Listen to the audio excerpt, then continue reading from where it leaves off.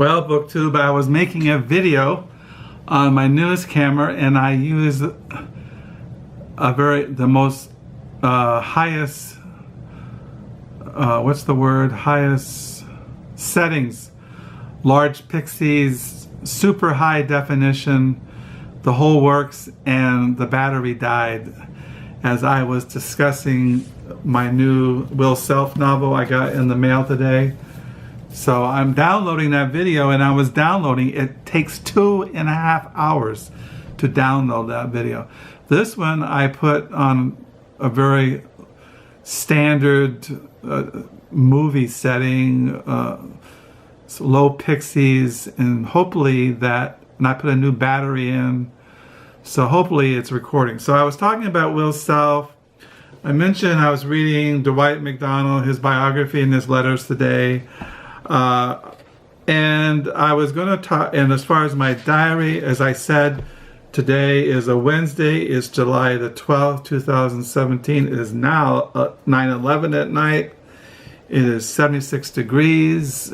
We have our central air system on. And I was going to mention that yesterday, my wife and I, we went on errands, and when we were out, we stopped at a thrift store, and I found these books yesterday when we were doing errands. I found this is a thrift store right by where I used to work in Hamilton, Michigan, the old egg division, Hamilton Farm Bureau egg division. But I was another story. If you want to know the whole story, you can go and read about it in my Crooked Fingers diary and live journal, for those who want to know the whole scoop. So I found Grassland's History, Biology, Politics and Promise of the American Prairie by Richard Manning. This is a Penguin book. It looked really interesting. It has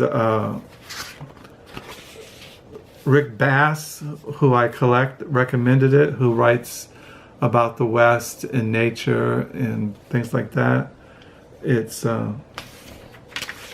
so I got this Grassland, A History, Biology, Politics and Promise of the American Prairie, little Penguin book. And I found this book, The World by Gerard, Mercator, the Mapmaker who revolutionized geography. It says here he was he must have lived during the 17th century, I think. I didn't look. It says he was he was born in 1512, so that's the 16th century. He was born in Antwerp, which I think is Belgium or the Netherlands. I'm not sure now. It could be the Netherlands. I don't remember. Anyway, I found this.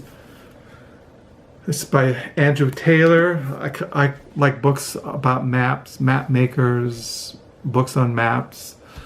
And I found this Jack London novel, Martin Eden. Now, Martin Eden, I've read this many years ago when I was doing, when we were living in Houston and I was doing my internship. I was coming to the end of my internship. And this was back in the 80s. Like, once again, I don't really have to get my time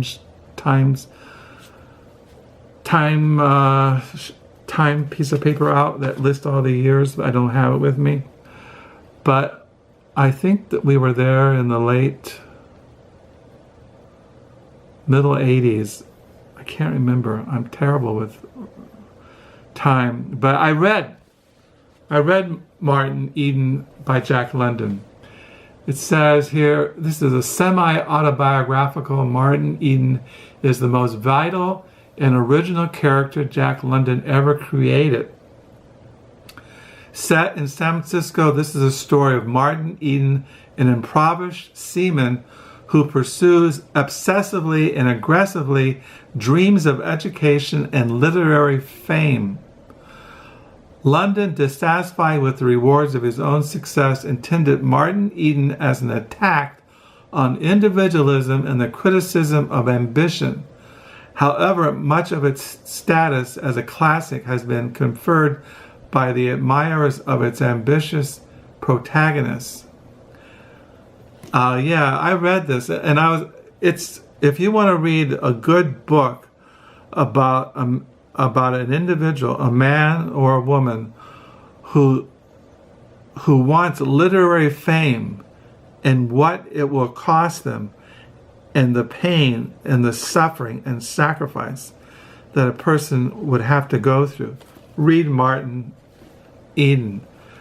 This book really woke me up to the fact that I don't know if I really want to be a professional writer.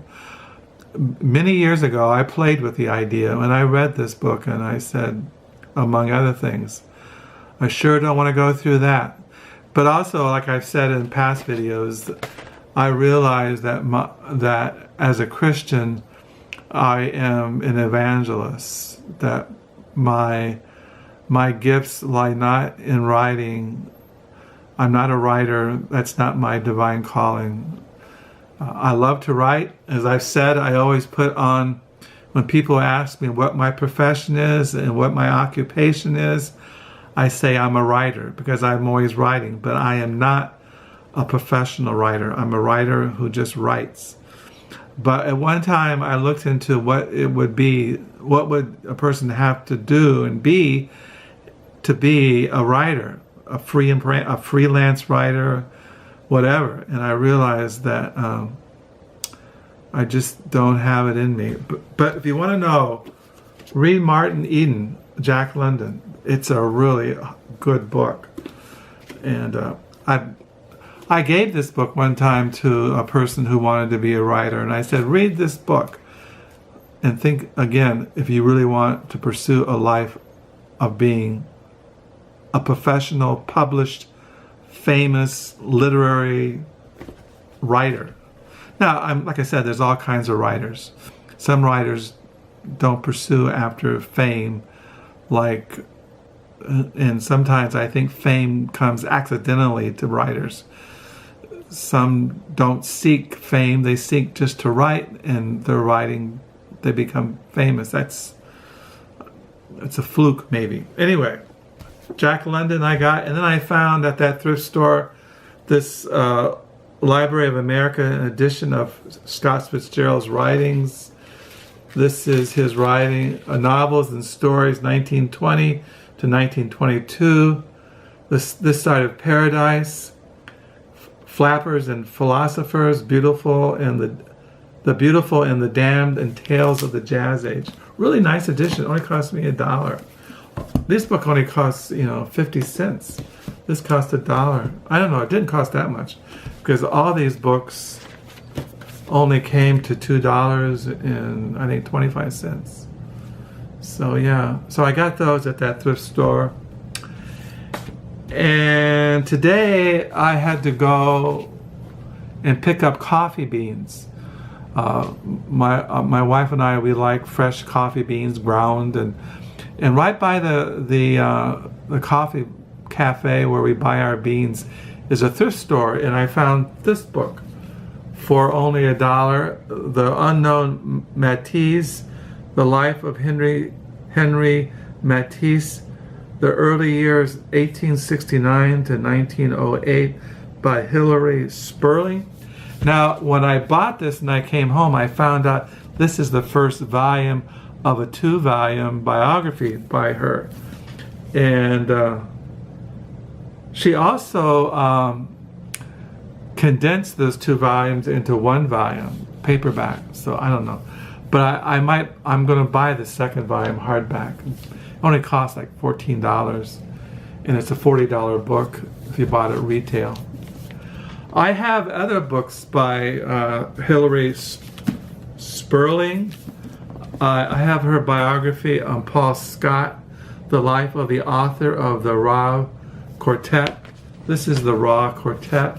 It's a big, massive quartet. The Jewel and the Crown, The Day of the Scorpion, The Towers of Silence, A Division of the Spoils. And she wrote this biography on him, Paul Scott, The Life of the Author of the Raw Quartet.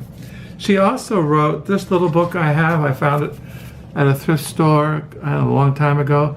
The La Grande Therese, The Greatest Scandal of the Century. It was a New York notable book by Hilary Spurling. It says by her author of The Unknown Matisse. She has this little book. So yeah, I found that for $1. Also, I found at another thrift store, when I go out, there's just 3 local thrift stores, and I have to visit every single one. And at the Goodwill, I collect Bibles, and I found this Bible for $1. It's the Holy Bible, the 1917 Schofield Reference Edition, King James Version. This is by Stonehaven Press. This is an original. If those who don't know about Schofield, I won't go into details. But these are like a study Bible written by, his notes are by Schofield. And this is the 1917. I had in our library the new Schofield Reference Bible, and this was revised. This was revised in 1967, and by these dispensational premillennialist scholars. And so it's not the original Schofield 1970 edition. It's a revision. So I wanted both of them, not because I'm not a dispensationalist. I don't hold a premillennial dispensational theology, which most evangelicals in America hold to. I just wanted it for because I'm a student of eschatology, last things, end times, prophecy, and things like that. I just wanted both of them. Also, when I was down there getting this new Schofield Reference Bible out of our library, I got, I mentioned the Bibles that my grandfather gave me, and this is the first one, Johnny Keene, December the 25th, 1960, gift from Grandpa. My grandmother, I never met my grandmother. She died even before I was born. I don't know nothing about my grandmother. But my grandfather, who was a Beatty, James Beatty, he gave this to me in 1960, and I still have it. Of all the things that I have, the only thing I have from my childhood is this Bible. And I mentioned he gave me another Bible, which when I first became a Christian in August of 1970, Richmond, California, which is in the Bay Area in San Francisco. He gave me this Bible, Johnny Ray by his grandfather on Christmas 1963. And then I have Grandpa died May the 13th, 1968. And this is the one I used when I first became a Christian. You see, I underlined it, and I have all this. I was in the Jesus movement. I have this Jesus Revolution little thing still in here from time. Jesus Revolution, the Jesus Power, and I still have that. This is the one I used when I first became a Christian. I marked it up, and I never mark my Bibles now because I just don't do it anymore. But this is the Bible I used when I first came to the Lord back in 1970. So yeah, and then when we were out yesterday doing errands, we went to Staples office supply store. I got a calendar for the year 2018. I got some pens, and I got some paper for my diary. I was going to get folders because I thought they would have back to school sale, and they did, but they didn't have the folders on sale. And I always get these folders with the pockets and the prongs. They're going for 55 cents. And usually at back to school sales, you can get them for 10 cents a piece. And I always stack up. I always get a whole year's worth or 2 years.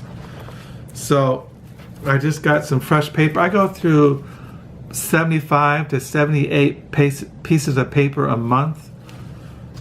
And because I usually write around 70 pages a month in my diaries. That's an average, 60, 65. Lately, like I said, I've been writing a lot. I don't know why. Maybe I'm under... Like I said, it's coming to my birthday, August the 14th, and I find myself reflecting a lot. Also, Rudy just died recently, our little dog. My best friend is gone. I love these pens. I have a whole drawer of these Staples roller balls. I just love them. I'm always writing from them. And over the years, I've been writing for almost since 1968, and this is the best pen I've ever found. I've tried fountain pens, all kinds of felt pens, but I just love these Staple rollerball Optima Flow pens. So that's what's going on as far as my diary. Tonight I ended on page 631. Tomorrow, Lord willing, I don't get raptured out of the world, be 632. I don't know what else to report. I talked about the Bibles. I talked about Will Self's new book, The Phone. I showed you the books I got at the thrift store. I showed you The Unknown Matisse. I showed you my early Bibles. It's amazing, you know. When I had this Bible in 1960, I wasn't even a teenager. I don't think. I was 8 years old, 9 years old, and I remember reading this. And I became a Christian when I was just out of high school. I was 17 or 18 years old. And here I am now, still seeking the Lord, seeking to live a holy life, seeking to live in the presence of God, seeking to stay faithful to God's holy word. So I'm hoping this is a video. I'll probably have to download it tomorrow because that one I made earlier, taking 2.5 hours. And so I'll sign off. Thank you for the new subscribers. Thank you for the comments. Thank you just for being out there. Until next time, bye.